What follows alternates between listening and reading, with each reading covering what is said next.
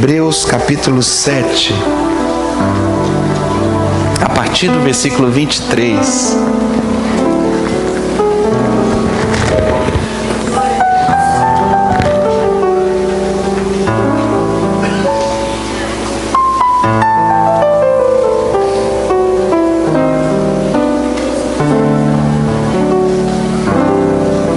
Hebreus, no capítulo 7, a partir do versículo 23. Ouçamos atentamente o que diz a palavra de Deus. E na verdade aqueles foram feitos sacerdotes em grande número, porque pela morte foram impedidos de permanecer, mas este, porque permanece para sempre, tem o seu sacerdócio perpétuo. Portanto, pode também salvar perfeitamente os que por ele se chegam a Deus, porquanto vive sempre para interceder por eles.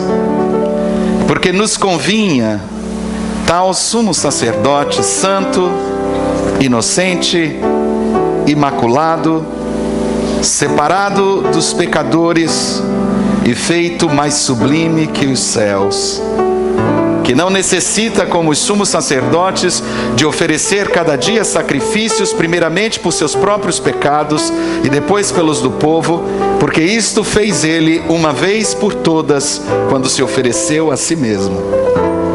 Porque a lei constitui sumos sacerdotes a homens que têm fraquezas, mas a palavra do juramento que veio depois da lei constitui ao Filho para sempre aperfeiçoado.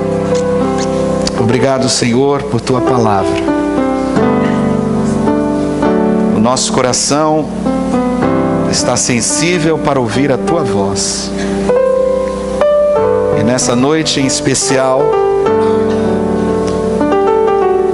quando nos assentamos à Tua mesa, pedimos a misericórdia, a graça do Senhor sobre nós, para a celebração desta Santa Ceia. Abençoa-nos enquanto nos debruçamos sobre o mistério da cruz e do sacrifício do nosso Salvador. Abre os nossos olhos espirituais para que possamos enxergar o alto preço que foi pago para a nossa redenção.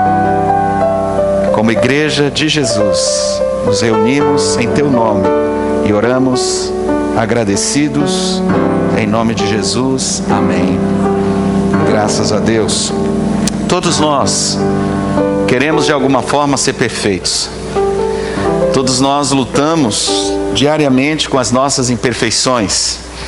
Todos nós nos cobramos quando de alguma forma erramos e sabemos que estamos errados, e por isso temos um sentimento que conhecemos como culpa. Nós todos sabemos o difícil trabalho que é mudar a nós mesmos, embora sejamos tão exigentes muitas vezes com relação ao outro. Nós todos sabemos que estamos debaixo das mesmas limitações e imperfeições, e isso é o que nos constitui absolutamente seres humanos.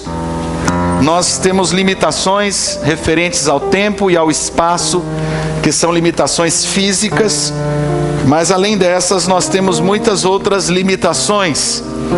Nós temos limitações que são de natureza moral e espiritual, e estas deveriam ser as mais preocupantes.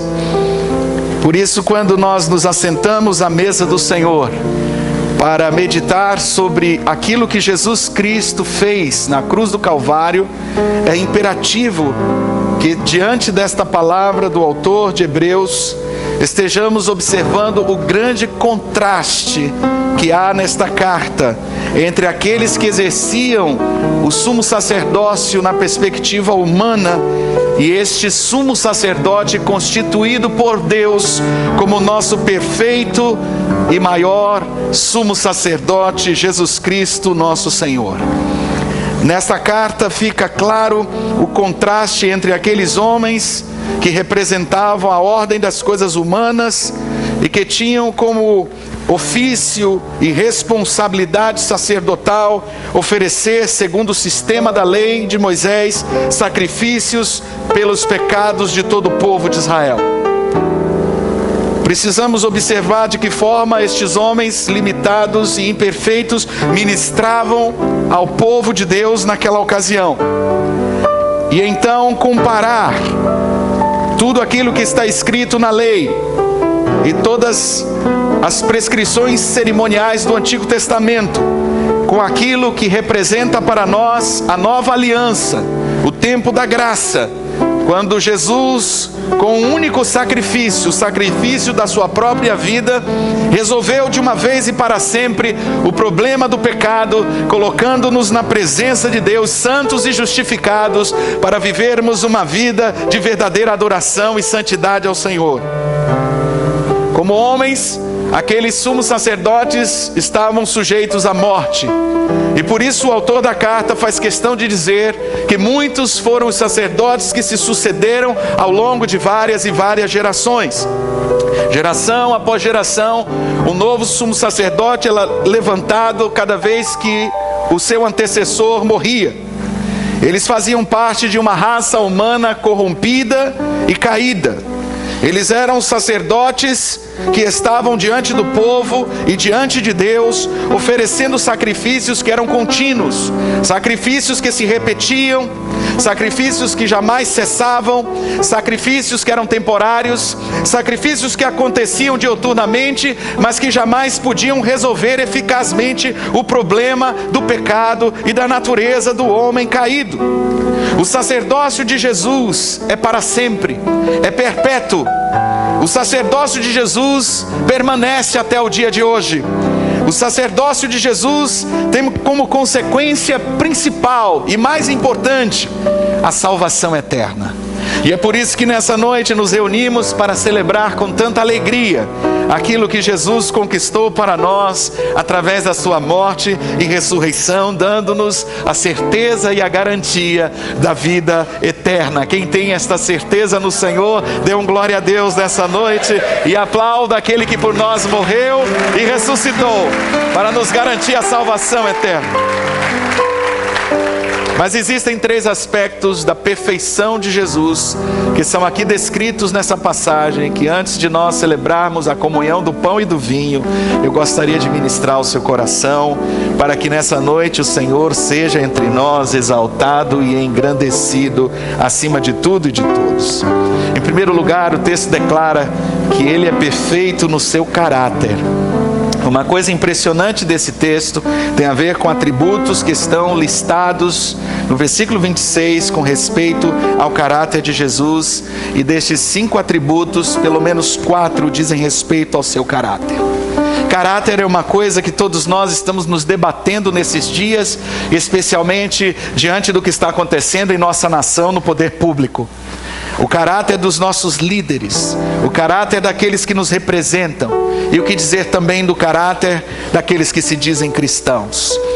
O que dizer do caráter daqueles que estão levando o nome do Senhor Jesus Cristo. Nós todos somos responsáveis diante desta nação, não apenas como cidadãos, mas principalmente como cidadãos do reino de Deus, como cristãos autênticos, como discípulos verdadeiros do Senhor, em trazer os atributos do seu caráter como expressão da sua glória nesse dia, através das nossas vidas como testemunho a esta geração. Mas é impressionante observar de que forma perfeita o Senhor expressava o caráter de Deus. E talvez aqui haja alguma confusão, porque Jesus disse no Sermão da Montanha: sede vós perfeitos, como perfeito é o vosso Pai Celestial. E nós nos sentimos cobrados por esta palavra, mas a palavra perfeição aqui no sentido original significa absolutamente completos, íntegros, perfeitos no sentido de inteireza, de plenitude do nosso compromisso com Deus, e não numa perfeição que somente o Senhor pode expressar durante os dias da sua vida terrena. Todos nós sabemos que como cristãos somos apenas imitadores de Cristo, porque Cristo realmente só houve um na face da terra, por isso a Ele toda a honra, toda a glória e todo louvor, porque só Ele é santo, e se somos santos e santificados, é porque a santidade dele tem trazido a nós uma grande diferença no nosso estilo de vida. Mas quando olhamos para os atributos do Senhor nesse texto, percebemos que ele era completamente perfeito no aspecto do seu caráter. Em primeiro lugar, fala aqui o texto sobre a sua santidade. Ele era santo, diga: o Senhor é santo. Um estudioso disse: santidade é perfeição completa em tudo aquilo que Deus requer na sua santa lei. Jesus, em todos os sentidos, foi santo no que diz respeito à obediência àquilo que Deus exige na sua palavra como padrão de santidade. Este ideal de santidade está presente na vida do Senhor de uma forma absolutamente perfeita e espontânea. Nós não vemos Jesus se esforçando para ser santo. Nós não vemos Jesus de forma alguma necessitando confessar pecados ou oferecer sacrifícios por pecados, porque Ele é perfeitamente santo. Diga glória a Deus. Em segundo lugar, o texto diz que Ele é inocente.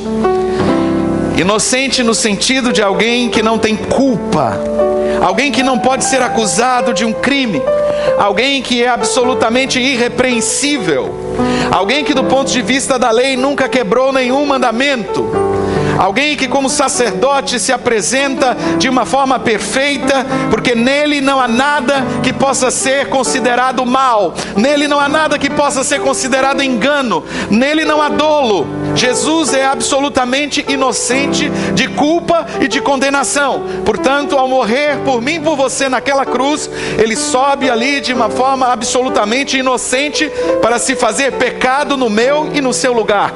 Esse é o sentido vicário da sua morte, ou seja, substitutivo. Ele não precisava morrer, mas sim o castigo que nos traz a paz estava sobre ele. E diz a Escritura Sagrada que pelas suas chagas, pelas suas feridas, pelas suas pisaduras, nós fomos sarados. Louvado seja o nome do Senhor. Jesus é inocente. Jesus, em terceiro lugar, com respeito ao seu caráter, diz o texto que ele é imaculado. Diga imaculado. Imaculado no sentido de pureza.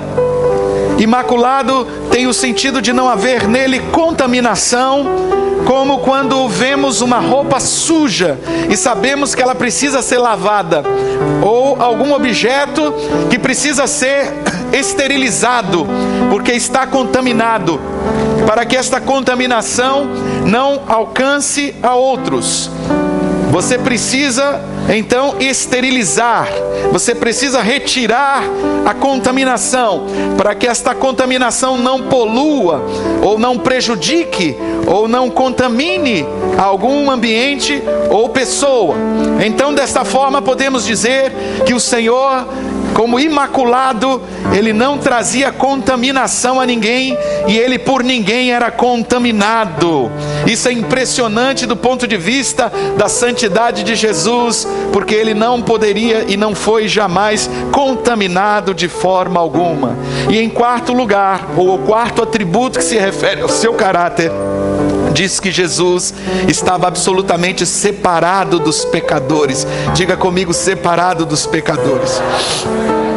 É impressionante que, embora andando entre pecadores e convivendo com pecadores, embora tendo escolhido caminhar com os párias da sociedade, embora o seu ministério tenha sido voltado prioritariamente para os rejeitados, para os marginalizados, para os prostituídos, para os quebrados, para aqueles que estavam sem esperança neste mundo, ele se tornou luz no meio das trevas, e a sua moral jamais foi corrompida. Embora no meio dos pecadores ele não estava fisicamente separado deles, mas moral e espiritualmente ele não poderia ser alcançado pelo pecado da humanidade que ele veio salvar e justificar.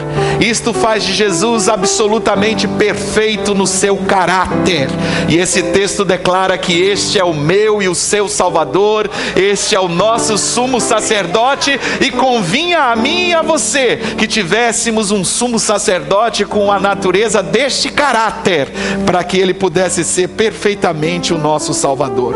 Em segundo lugar, o texto diz que ele foi perfeito em seu sacrifício. E é maravilhoso perceber de que forma o autor de Hebreus compara o sacrifício de Jesus com todos os sacrifícios que foram oferecidos na antiga dispensação. Quantos e quantos animais foram sacrificados ao longo de anos sucessivamente, em meio a todos aqueles ritos de purificação e todo o processo de expiação dos pecados através do sangue de animais inocentes derramado pela nação. Nós vemos o Senhor Jesus oferecendo de uma vez e para sempre a sua vida no altar do sacrifício, e esse sacrifício é perfeito para nos livrar completamente do poder do pecado e da morte. Se não fosse pelo sacrifício de Jesus, nós ainda estaríamos vivendo debaixo do mesmo código da antiga aliança. Se não fosse pela obra perfeita do Senhor na cruz, nós estaríamos ainda debaixo da continuidade dos mesmos sacrifícios imperfeitos. Ah, meu amado irmão, minha querida irmã, em nome de Jesus, glorifique ao Senhor nessa noite, porque o sacrifício do Senhor é perfeito. A Bíblia diz que ele ofereceu-se a si mesmo como sumo sacerdote, e isso faz do seu sacrifício um sacrifício absolutamente singular. Os sumos sacerdotes antes de Jesus, segundo o ministério levítico, ofereciam sacrifícios de animais, primeiro por seus próprios pecados e em seguida pelos pecados do povo. Jesus ofereceu o sacrifício da sua própria vida imaculada pelo meu e pelo seu pecado, para nos garantir o perdão e a justiça de Deus. Os animais sacrificados na antiga aliança tinham que ser perfeitos, tinham que ser examinados, e segundo o escrutínio dos sumos sacerdotes, eles teriam então a possibilidade de ser utilizados nestes sacrifícios. Eles não podiam ter defeito, eles precisavam ser de acordo com a prescrição da lei, e a palavra do Senhor diz que o Senhor Jesus foi suficientemente perfeito do ponto de vista da aceitação de Deus, porque ele, como ser humano, pôde assumir o seu lugar perfeitamente na cruz, e ele, como Deus, pôde se colocar como oferta perfeita diante do Senhor. Nada é mais maravilhoso do que contemplar a cruz do Calvário. Por isso o apóstolo Paulo dizia: longe esteja de mim o me gloriar a não ser na cruz de nosso Senhor Jesus Cristo, pela qual o mundo está crucificado para mim e eu para o mundo. Quem está crucificado juntamente com Cristo nessa noite, dê mais um glória e aplauda ao Senhor, porque Ele é bom, porque Ele é glorioso. Jesus foi perfeito, inocente, santo, imaculado, sem culpa, perfeito Cordeiro de Deus, que se apresentou pelos nossos pecados, e ali na cruz, com o seu sacrifício, com a oferta da sua vida, ele de uma vez e para sempre resolveu o problema do pecado. Isto faz do sacrifício de Jesus absolutamente perfeito, porque ele não precisa de repetição.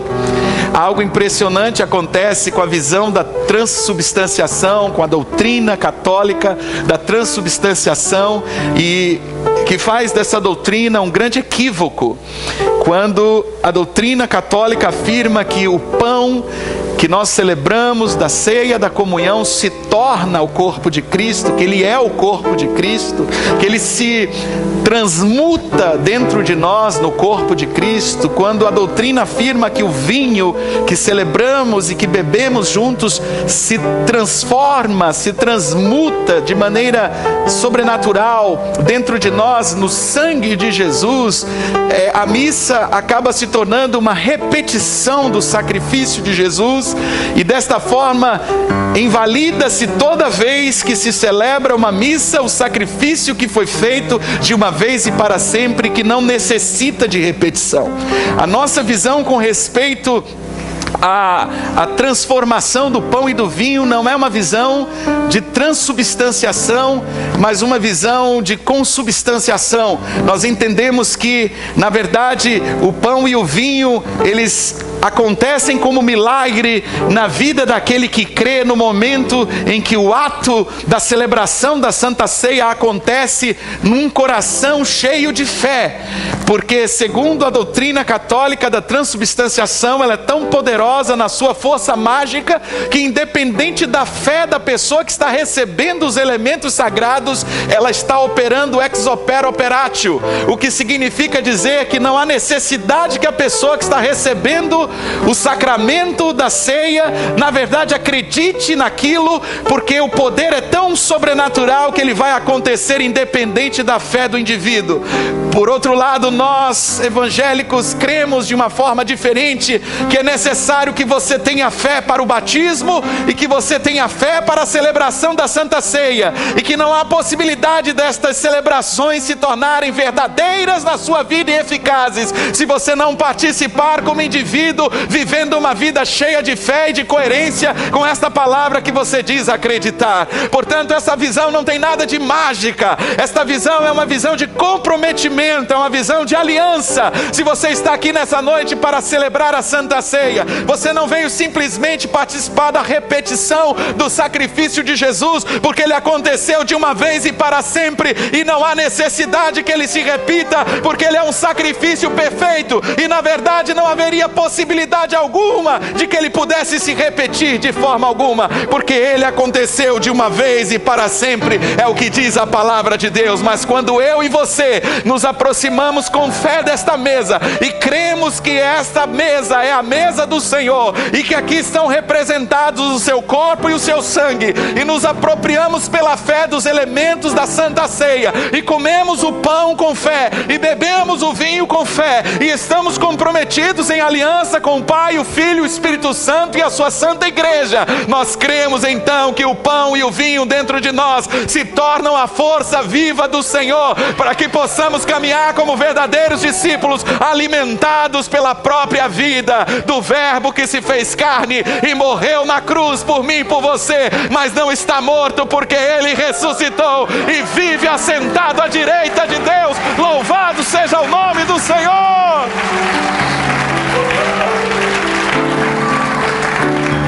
Em terceiro lugar, ele é perfeito, não apenas no seu caráter, não apenas no seu sacrifício, mas também na sua posição elevadíssima que ele conquistou através da obediência à santa vontade de Deus o Pai.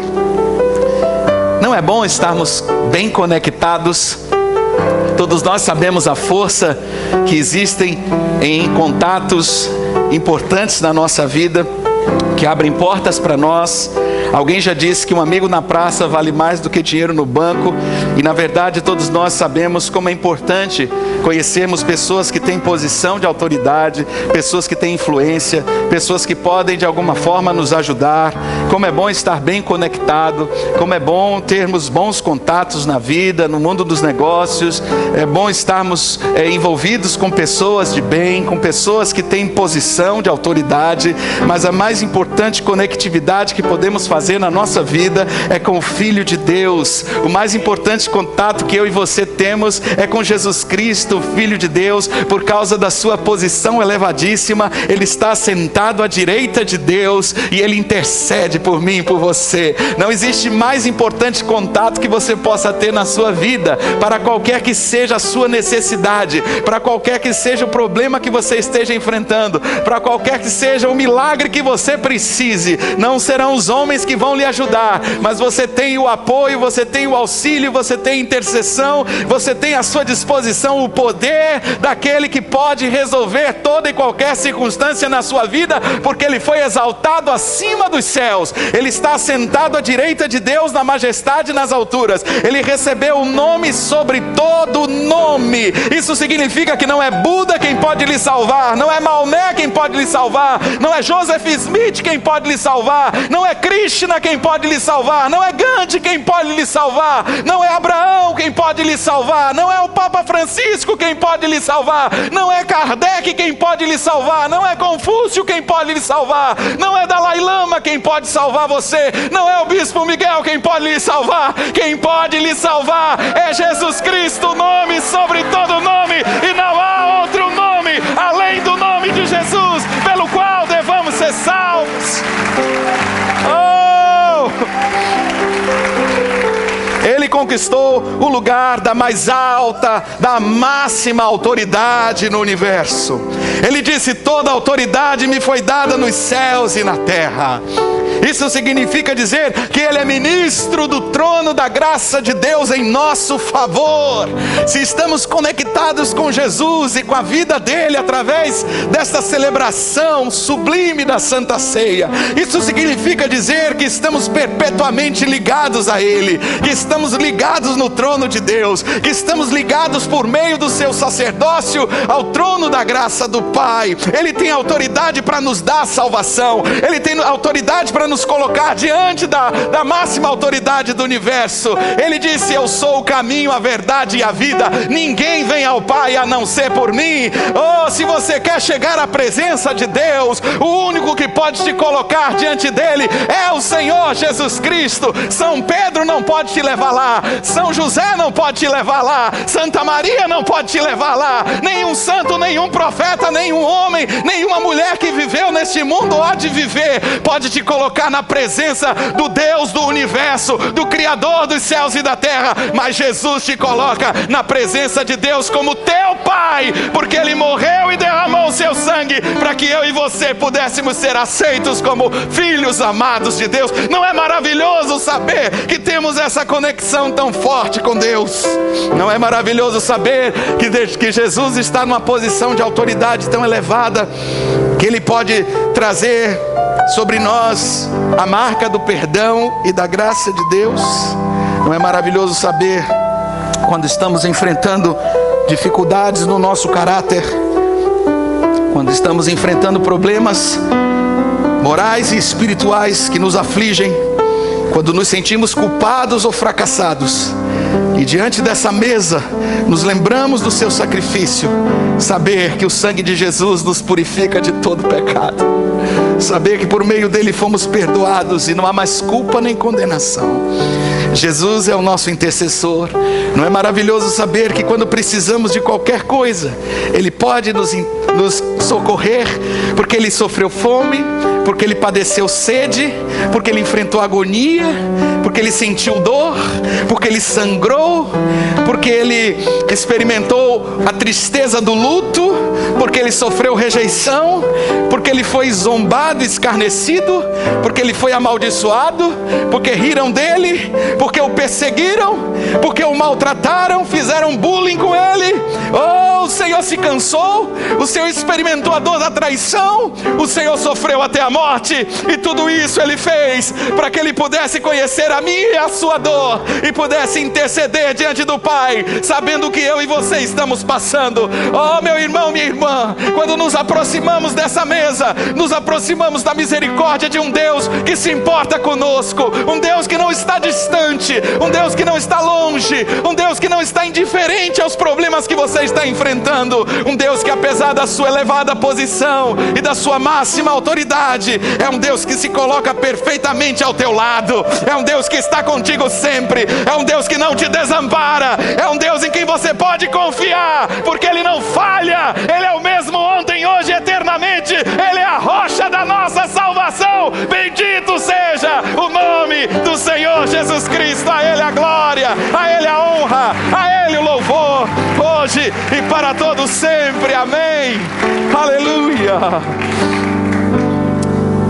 Quando nós nos aproximamos nessa noite da mesa do Senhor, fazemos isso com inteira submissão, humilhação, quebrantamento, reconhecendo que Ele morreu pelos nossos pecados e que Ele é o Senhor das nossas vidas. Nos aproximamos desta mesa com o coração desejoso de ter comunhão com o Pai, o Filho e o Espírito Santo, e de ter comunhão com os muitos irmãos que em todo lugar invocam o santo nome do Senhor, mas especialmente com a nossa congregação, com a nossa comunidade local, da qual não podemos estar desconectados, porque não existe essa possibilidade do ponto de vista da palavra de Deus, que nenhum de nós viva sem a comunhão do corpo de Cristo. No momento em que fomos batizados, no momento em que recebemos o Espírito Santo, automaticamente fomos enxertados na videira, fomos plantados na casa de Deus, fomos colocados como membros do corpo de Cristo, e precisamos então aprender que na interdependência uns dos outros, nós vamos crescer espiritualmente até a estatura de Cristo Jesus. Eu quero convidar você nessa noite para nós celebrarmos a ceia. Mas que bom seria se nesse momento você fizesse uma pausa e uma reflexão sobre como está o seu coração e a sua vida diante desse Deus Salvador tão tremendo e extraordinário.